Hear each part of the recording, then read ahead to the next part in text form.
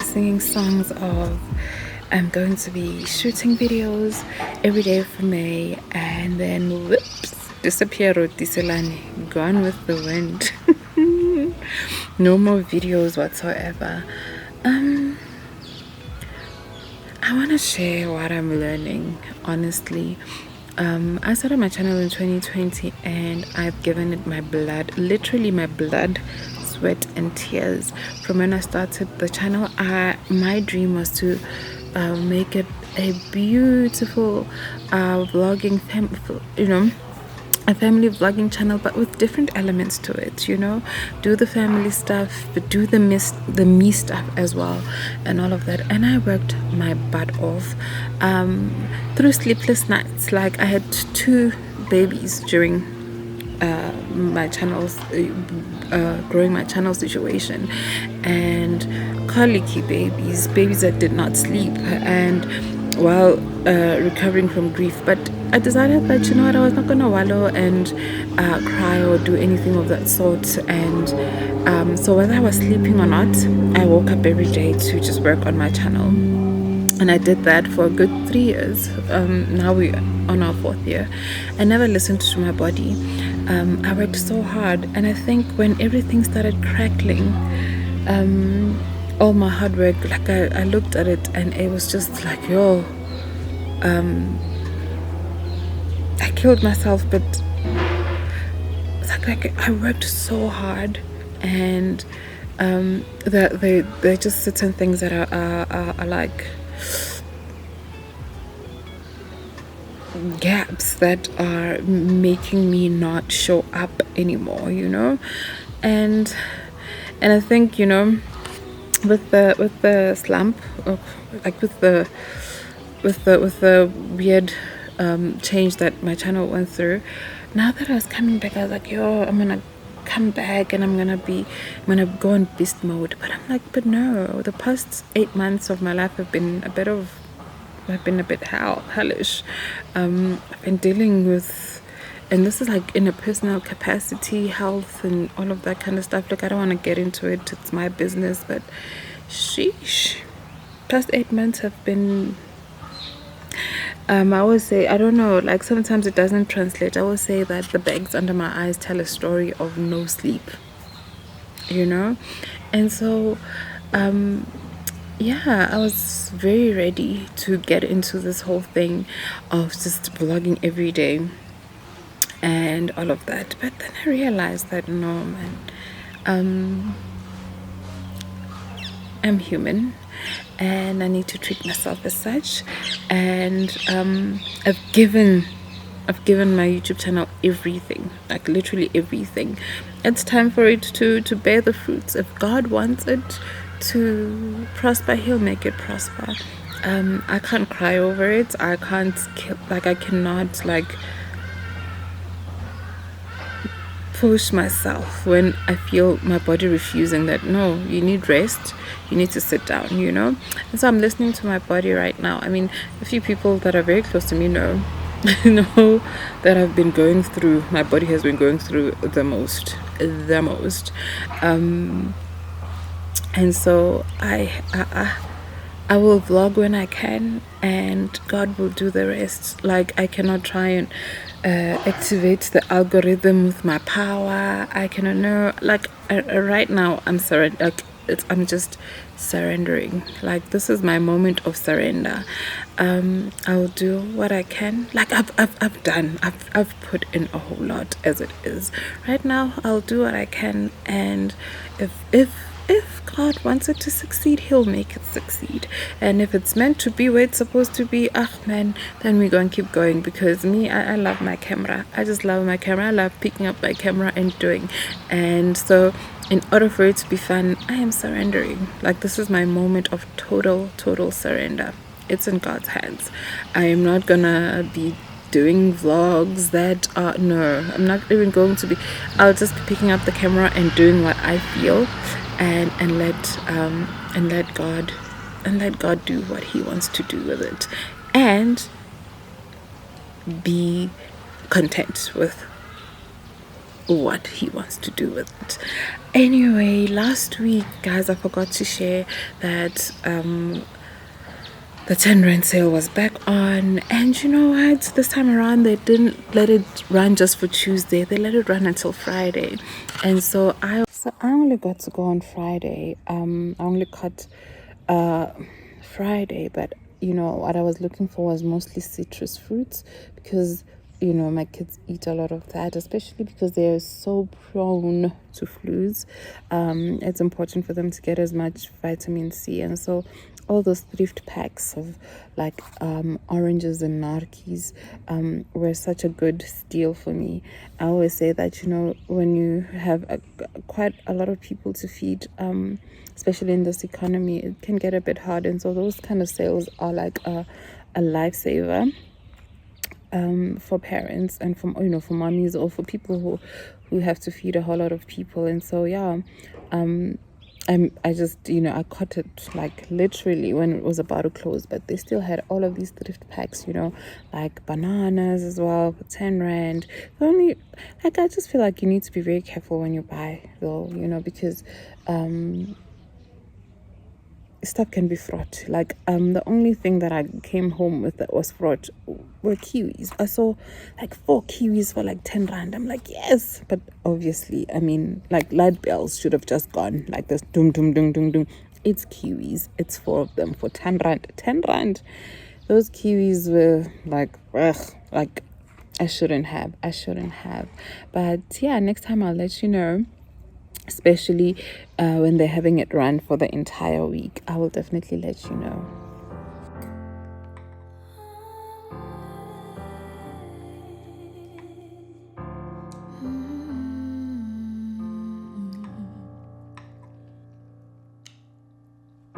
It's a little bit crazy. You're suddenly blurry now. I wonder if anything was real.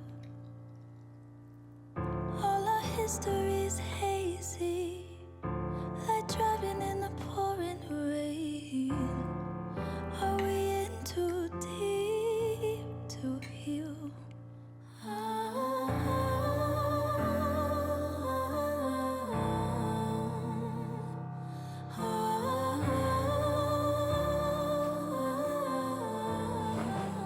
You tell me that you're sorry, we'll make up tomorrow. Tell me everything you know I wanna hear. I'm trying to be open, but that window is closing. And either way, I need to make it clear. Now I've been finding myself eating breakfast much earlier than I'd love to, and mostly it's usually the day before leftovers, and it's usually heavy. And I have a reason why this is happening. I don't want to share because I've realized that oversharing, even when it's not oversharing, I feel like a lot of things are psychoanalyzed and sometimes you share something and maybe it's gonna help somebody, you never know, but things get misinterpreted, and then when it is misinterpreted, it then hurts my feelings, you know. I'm only human, so things do hurt my feelings, and so it's hard for me to even share. But there's a reason why I find myself eating a whole lot in the morning. No, I'm not pregnant. No, you can scratch that out. But there's a reason why I find myself eating so much in the morning, and it really works against my plans of losing weight. As I said, you know, I've given myself like ample time to lose was it 15 kilograms, but I don't remember what I had said, but all I know is that I want to find myself in the 70s again. Like I don't want to go back to the 50s. As I said, my normal weight is 50 to 55, even after kids. So before kids I was 50 kilograms, after kids I was 55. Right now I am 92, so that's crazy. And I find myself actually last week it got so bad that I went all the way to 94 kilograms, which is really, really crazy. But yeah, as you saw, I was having like macaroni and mince, which is crazy to have that for breakfast, and like way before breakfast time. So for me, it's better when I do the intermittent fasting, where I eat at 12, between 12 and 6, between 12 and 6, and between 6 p.m. and 12 I don't eat anything, you know. So, you know, I think an 18-6 window period, that kind of ratio, like 18 hours fasting, 6 hours eating, it works for me. And I prefer this because then it means I can eat whatever it is that I want. I don't have to limit myself. I can have my chocolates and everything else in between. But anyway, I'm enjoy, as my cup says. Can you see that? No. So there we go. Enjoying my ginger root tea. I don't know, I feel like it's gonna wash down all the carbs that I just had. Oh, it's still boiling, but I really needed that heavy meal in the morning. There's nothing I can do about it. I've been trying ever since the 1st of May. I thought to myself, you know what, from the 1st of May we are starting this intermittent fasting. We're gonna start eating at 12. Breakfast will be at 12, last meal will be at 6. 12 p.m. like breakfast will be at 12 p.m. last meal will be at 6 p.m. but it hasn't been working out the way I wanted it to, you know. By the time it's like 7:30, I find myself eating yesterday's late because my body is like eat, because if I don't eat I will pass out, or let's not even get into it, but I cannot function without food. So every day it's a new day to keep on trying. So maybe tomorrow we get it right. Maybe tomorrow we curb whatever it is and we start eating at 12, so we can start working on that weight loss. But today I stood on the scale and I was at 91.8, and so that's good. So because I see that I have to eat in the morning, during the day I try not to eat much. I'll usually just have fruit and water and tea, and that's it. And so my large meals would be that huge breakfast and the supper. And so, you know, we've gone down from that 94 to 91. So yeah, but anyway, I was just on TikTok last night. You remember, guys, remember Bukhali from thingy? So like, listen to this. I'm just gonna play it for 2 seconds. Dun, dun. Dun, dun, dun. So okay, before I get copyright, he says that he sent this song to, what's his name, that DJ person, my goodness gracious, that people love to hate, Prince KB, right? And then you know what, the reason why this caught my eyes, because I saw the challenge that Prince KB had out, and I was like, oh, because I'm getting back into singing, I also want to hop onto the challenge. And so I had started writing in Shangaan even. I was like, I wanna do it all with like a mic, so I wanna figure out a way to just download it nicely, put it into my computer, put it into like GarageBand. I'm using GarageBand right now, and see if I can record it nicely. But I don't know, like I kept on just postponing. And then I bumped into Bukhali from Idols saying that he sent the song to Prince KB in 2001, and you know, it would make sense for him to let him hop onto it, because, you know, he just sent him vocals and the guitar, and the song is guitar driven, crazy. So I haven't listened to it again, but I can tell that it sounds similar. So you heard that one by Prince, by the raw footage of what's his name, Bukhali. And then let's go to Prince KB now. Let's go to Prince KB challenge. Do you hear that? Icon, they sound. Butali is right. That's definitely his song. That's definitely his song. But then again, on Butlali's comments, someone says that it sounds like a oh Lord, I don't want to be I don't want copyright. Someone says that here, if you know Lady Zama song Love is Blind, then you won't complain about the song. I don't know if Lady Zama's song has the same chords. I'm gonna listen to it. I don't want to play it. I don't want to play a lot of stuff here. Okay, it's very similar. The guitar thing is similar. It's just with Lady Zama's one, it's still similar though. It's still similar. Music is crazy. It's crazy. I don't know who copied who in the zoo, but somebody done copied somebody. Somebody done copied somebody.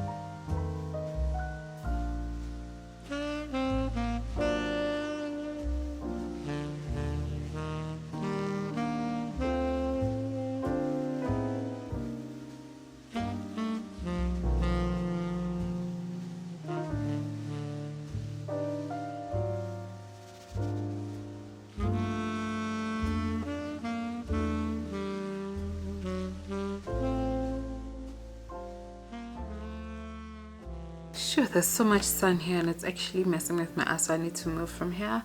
But for a while I've been threatening to start a book club. My sister Malaika has called me out on it, but I think I will. And I think last year I said that it was gonna be called Booked and Buttered. There's a platform, man, where people can start a book club. I forgot what it is, but I'm just gonna figure it out, and maybe in the next vlog I'll share, so we can just, yeah, people who are interested in joining the book club can join, and maybe once in a month we can meet or whatever, you know. We can see how it goes. It's so sunny here, so I definitely need to move because the sun is really like burning my face. But this is a book I just finished, and oh, this is a 5 out of 5 for me. And I would recommend this to even a beginner reader, because you know what, when you start and finish something, it really encourages you. And so if you're a beginner reader, I don't care if you're intermediate or you like Iskoko that reads like 1,000-paged books like they're nothing, this book is so important. It's called The Sun Will Rise and So Will We. It's got 108 pages, and no, man, it's more than that. It's got 110 pages, and it's just small little poems. That English is terrible. It's just, you see, like they like, you can finish this in an hour or two, but if you're not a huge reader, maybe it will take you a couple of days, but you will finish this, I promise you. I said this on all my platforms, saying that this book just felt like a very warm hug. It felt like a very warm hug. I'll share another poem that really spoke to me. Let me see.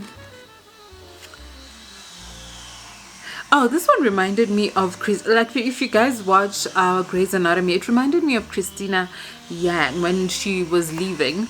And she had that speech with Meredith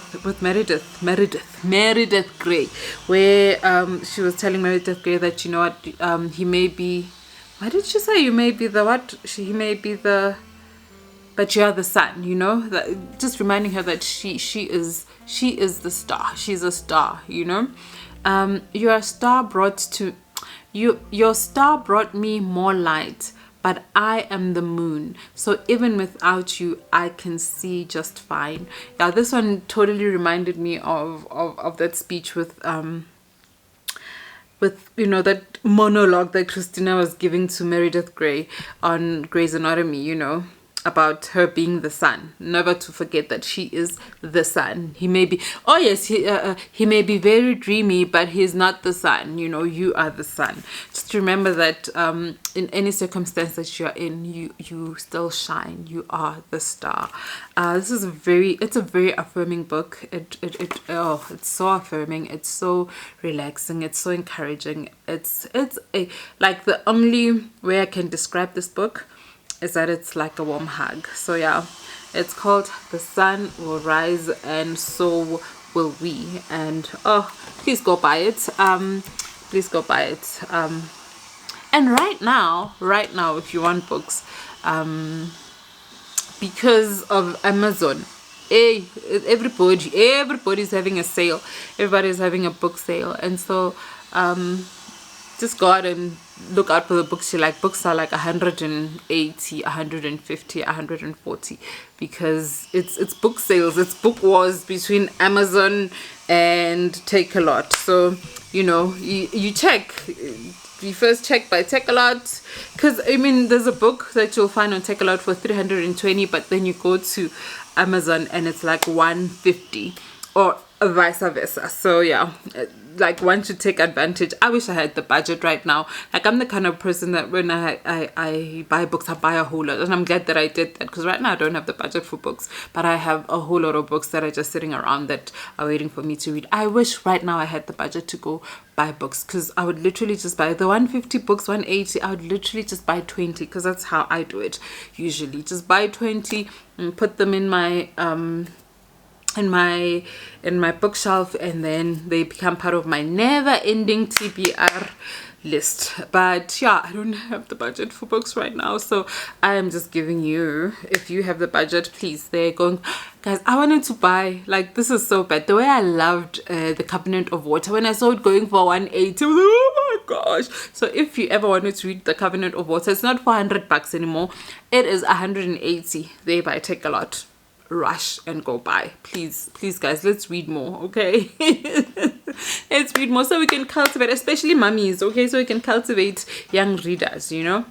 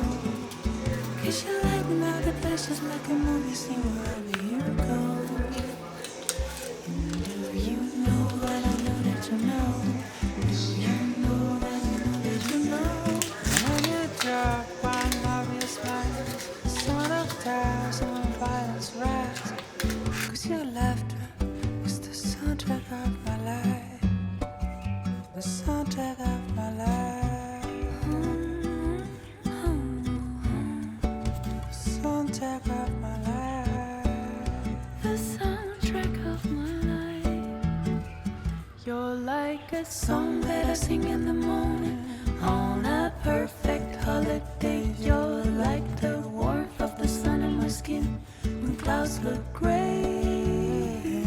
You're like the joy of a trip that's coming to a place with ocean view. You're like an old familiar friend when all is new. When all is new, you're like a song that I sing in the morning on a perfect holiday. You're like the warmth of the sun on my skin when clouds look gray.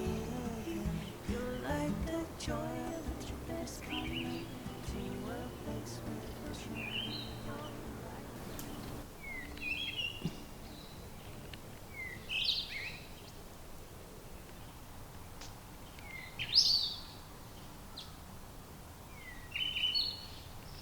Okay, so last week I finished reading Queenie.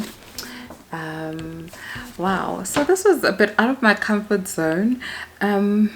People who have now followed my reading journey would know that when I started out, I was just reading whatever, but like, look, I wasn't just starting out to read, but when I journeyed back to fiction, I was just reading everything. I mean, the first books I read were like romance.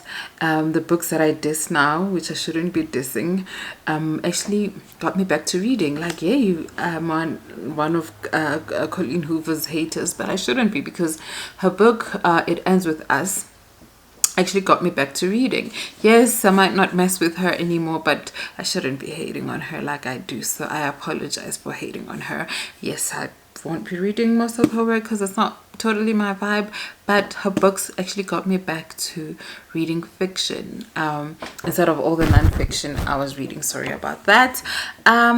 So I ended up settling with, you know, like, I just fell in love with historical fiction. And for me, I think, you know, The Covenant of Water was that book for me that really just, you know, if there are books, if you're like a reader and you're watching this and you know books that are similar to The Covenant of Water, please point me towards that direction, because I really enjoyed that book. I really enjoyed that book, and the truth is, after that book, I struggled to find other books that I love. The other book that I read that I actually liked as well, after The Covenant of, was the stationery book of The Stationery Shop of Tehran. It's a beautiful love story. I think if you're a new reader, you would also enjoy this. Such a beautiful love story with, like, I don't know if I should call them twists and turns, but there's like a beautiful surprise, and it's also historical fiction. This happens in 1953, and me, I just love. Did you hear that? And me, I just love. And if this was one of my kids, I would have like red pen. But I really just love books that don't have a lot of smut or any. This doesn't have any smut and all of that kind of stuff. Like, I don't want to know the details if I want to, you know. No, I don't like it. And so this is actually a great book. And then, yeah, like, if there's another book that I really enjoyed after The Covenant of Water, was this one. I really loved this one. And this one is just, I shared with everybody that it's just 700 pages of depression, to be honest with you. But it was a great book, beautifully written, but just it's just sadness, and I wouldn't advise anyone to read it, especially if they're going through the most in their lives, you know. And so with Queenie, Queenie, I needed to read something very light, especially after A Little Life, because I read this after A Little Life. Little Life was just too much gore and dread and just sadness and just tragedy after tragedy after tragedy. I needed something light, and I had this in my TBR. You know, it was there in my little library, and I was advised to read this. So like, oh, you've got Queenie, read Queenie. you know, it will, you know, it will kind of like cleanse you from the from the depression that I went through with A Little Life. But here they say a darkly comic and bitingly submersive take on life, love, race, and family. Queenie will have you nodding in recognition, crying in solidarity, and rooting for this unforgettable character every step of the way. This is just the truth. When the journey started, I was just, actually they forgot to say that we would be so angry at her and like she'd give us high blood pressure, because Queenie is a black thick lady who is dating a white man, and when we're starting out, they're going on a break, and the man is like, no, we need to take a break for whatever reason. I'm not going to give it all away. And so she feels so empty. Queenie feels so empty that she starts filling up the emptiness during the break by just basically sleeping around with strangers and like not being safe about it. So just hop like this going with somebody today, tomorrow, or 2 days later it's somebody else, and it gets to a point where some people, and they're just using her as an object, and you know, like they're using her as an object as this, you know, like, you know, when people have fantasies, you know, and with when like a different race has a fantasy with like a different race, and so they're just using her and stuff, you know. Like honestly, I was just so angry at her. I'm like, what is she doing? Like, what in the world is she doing? And later to find out that boyfriend moved on, and she was just feeling like, you know, I'm just gonna fill myself up, which also doesn't make sense, you know. To me, it doesn't make sense. But I started rooting for her when she started going to therapy and just sorting herself out. And so this where they. Where did they say Queenie will have you nodding in recognition and crying in solidarity and rooting for this unforgettable. I was just rooting for her, like honestly, and I had not read this synopsis, but at the end I was just like so, like I was just rooting for her. And there were places where I felt like, oh my gosh, she's gonna fall back to her old behavior after therapy and all of that. But you know, she just, yeah man, she emerged. But yeah, try it out, it's fun. Yeah, not my kind of vibe. And, you know, somewhere in the middle I was like, no, I'm gonna give it to 2.5 out of 5, but I ended up giving it 3.5 out of 5. Not my normal kind of read, but it was fun to get through, and just to see her finding herself and stuff, and not disrespecting herself like that by letting men disrespect her and her body the way they did in trying to fill up a certain hole. Also, when I found out how she grew up and how, you know, the situation with her mom and father and that kind of stuff made me realize the emptiness that she had, the emptiness that she needed to fill up. It kind of made sense, finding out about her upbringing and, you know, how she was when she was younger. And so after finding out about that, I started feeling so sorry for her. I think that's when I started rooting for her, because I was like, oh, you need to like heal those parts, find yourself, heal those parts, and start loving yourself, you know. And she eventually did. So my current read is The Girl with the Louding Voice. Yeah, I've just started reading it, and I made a short real TikTok, just, you know, airing out my grievances about I said the broken English, and I was told it's not broken English, it's pidgin. I don't know how to say the word pidgin, but you know the Nigerian slang. So it is Nigerian slang, and I actually kind of like compared it to the Catcher in the Rye, and I said, yeah, it was American broken English. But when I remember very well, it was just like I think New York slang as well. So I struggled with it because I was just expecting perfect sentences and all of that kind of stuff, and hey, it was just hectic language there on the Catcher on the Rye. So also with The Girl with the Louding Voice, I've been told that's how the book is, but I've also been told that it's a great book, that I'm going to enjoy it. And so this is my read for the week. I'm hoping to finish it at the end of the week. I've been struggling with reading.